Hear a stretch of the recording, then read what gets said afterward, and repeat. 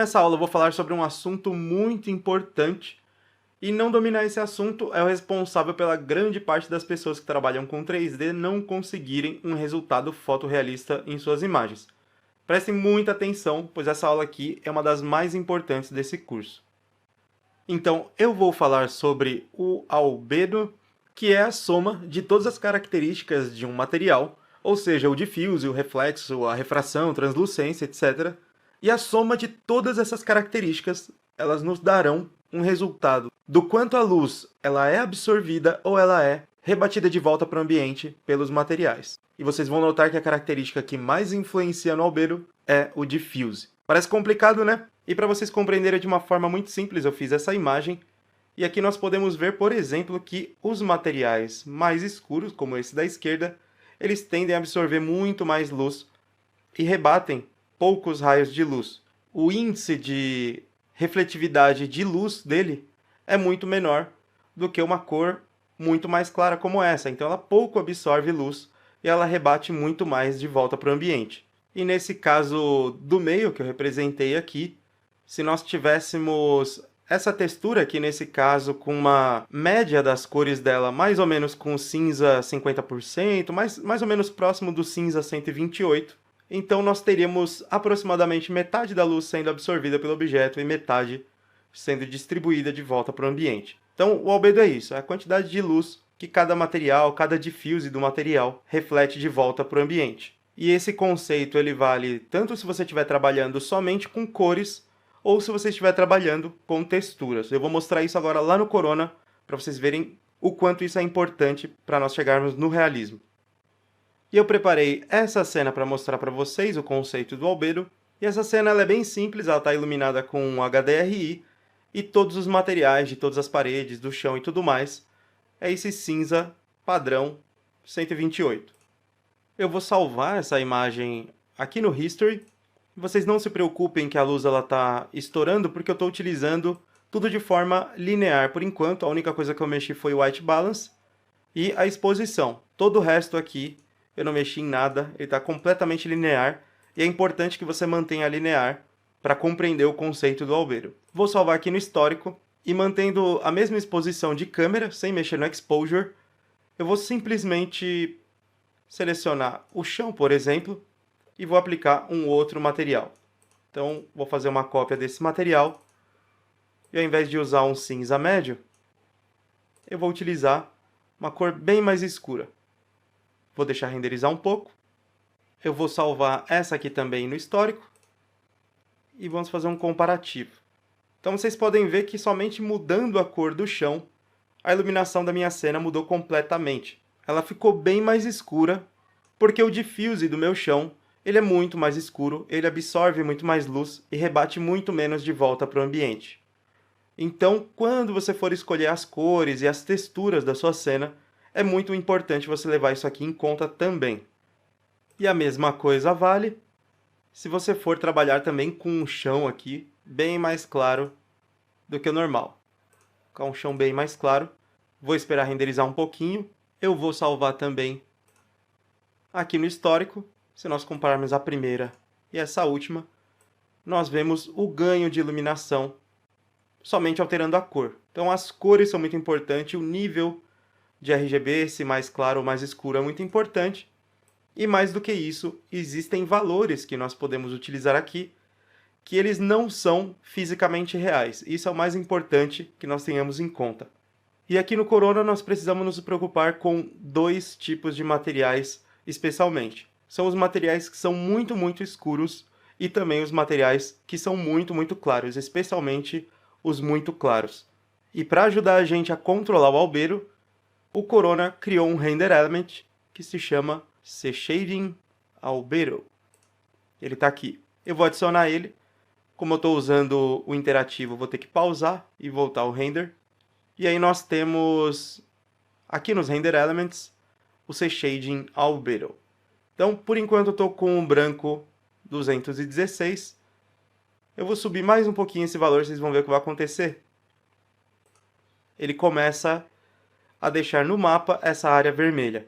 Essa área significa que eu estou utilizando um diffuse que ele não corresponde com materiais fisicamente reais. Eu ultrapassei demais o limite de reflectividade desse material.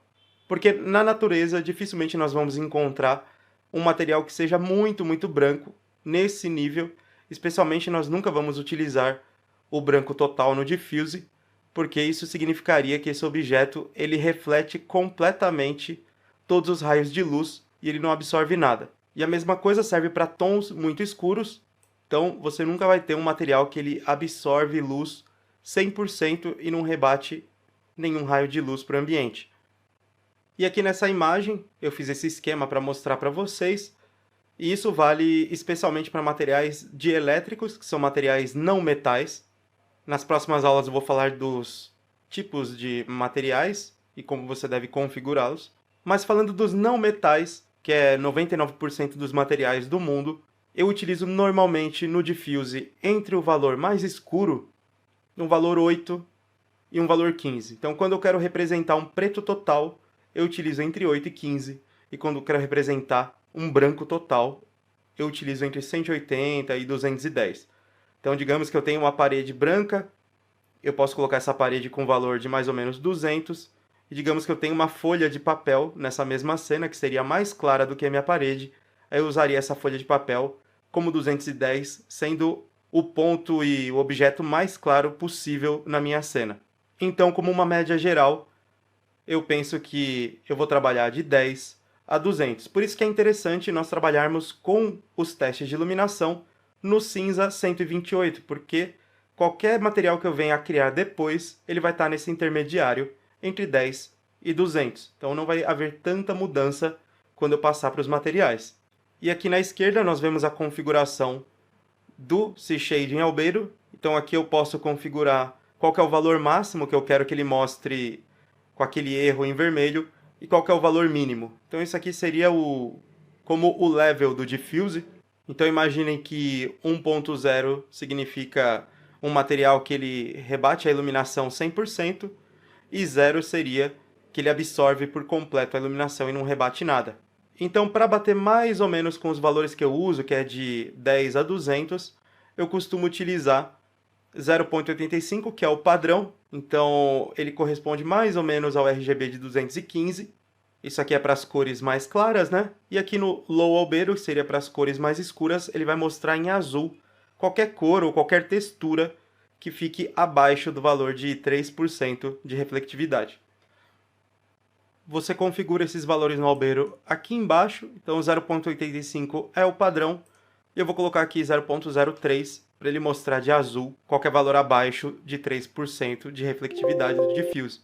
Então eu vou ter que pausar e renderizar novamente. Não esqueça que ele não atualiza automaticamente. E como eu estou utilizando nesse material do chão agora um preto total, aí ele mostra em azul essa área que é preto total.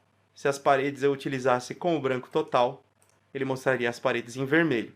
Vale lembrar que objetos que ultrapassam esses valores que eu coloquei, eles ficam muito mais lentos na hora do render. E uma coisa muito, muito importante é que todos os materiais que você crie, você siga esse mesmo padrão, esse mesmo esquema dos limites de áreas mais escuras e do material mais claro possível da sua cena.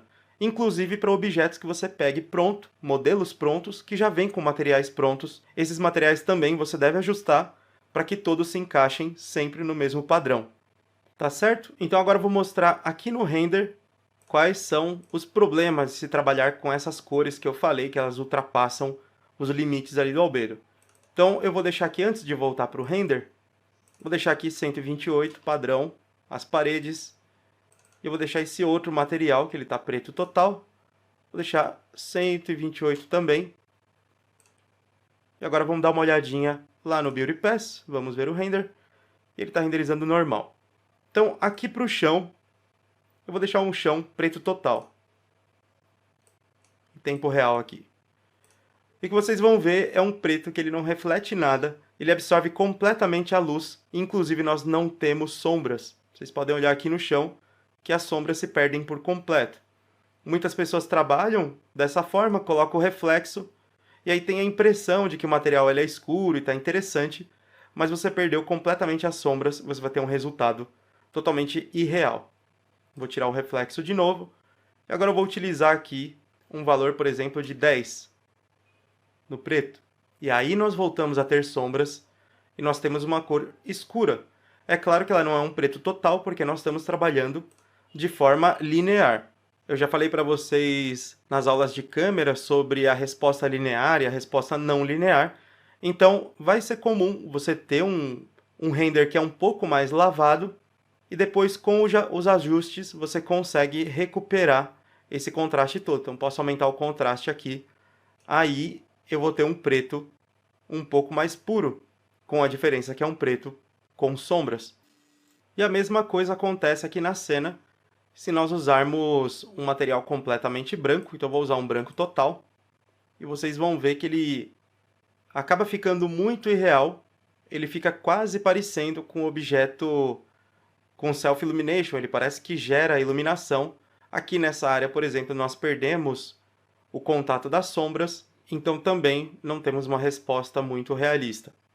E aqui até o momento eu só estou modificando a cor do chão. Vamos imaginar que eu vou mudar a cor da cena toda. Então vou dar um Ctrl A aqui para selecionar todos os objetos. Vou voltar para o cinza 128. Eu vou fazer uma cópia para o frame buffer do Max para poder comparar. Vou deixar aqui fora por enquanto. E agora eu vou fazer um render com esse material sendo um branco total. Então imagine que você foi calibrar a sua iluminação e você está acostumado a usar o branco total. E nós vamos ver a diferença. Primeiramente aqui, direto no render, nós temos luz rebatendo sem parar. Então nós temos um render completamente estourado, muito claro. E se eu compensasse a exposição, nós teríamos esse resultado aqui. Então vou deixar ali e fazer um comparativo. Então vejam a diferença de calibrar a iluminação com o cinza 128 e de calibrar a iluminação com o branco 255. Vejam como nós perdemos sombras, como a cena fica lavada, pelo simples fato que nós estamos usando um diffuse que ele não tem um comportamento fisicamente real. A mesma coisa se nós usássemos um preto total. Posso baixar aqui no Levels.